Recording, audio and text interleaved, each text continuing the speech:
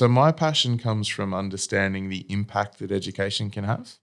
When I was in year 10, so school was definitely not for me. So I've always been a very young entrepreneur. My parents wanted me to stay through to year 12, so I did.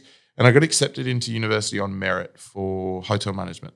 So I started working in hotels, worked my way quite fast up the ladder, worked for a core hospitality and looked after 184 hotels for quality related sort of reasons. Had a team of 12.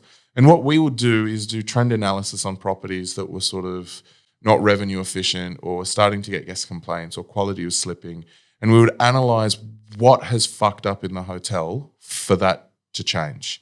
And then we would literally go into that property or advise that property what training they needed. So whether that was like, okay, housekeeping needs to literally review their standards, or the reason why that's fallen apart is because you've had an 80% churn in your housekeeping teams, so no one knows those standards. You're basically all analysing kind of the business. Yeah, you analyse the business and then you literally figure out the problem and then you deploy training as the change agent.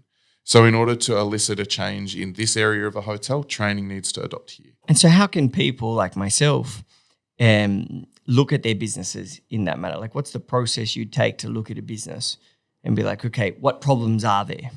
Great question. So surveys a lot. Like ultimately to do proper trend analysis, you need to have data points. So survey your clients or your team? Both.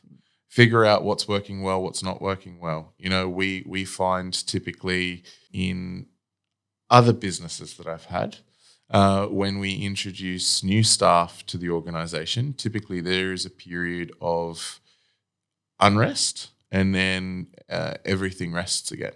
And that just follows like a standard change management protocol. No one likes change. Staff are human beings. And so there's this like defensibility position when new people come in. There's then an agitation period where new people sort of trying to find where they fit. And then there's, okay, I'm not feeling threatened. This person's here to support and help me. Therefore, it goes back. So something like that is relatively normal.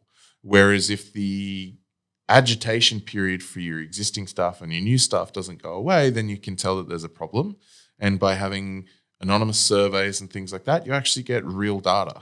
If anyone has to tether their name to it or come and talk to you personally, you're never going to find out because no one wants to sort of be that person.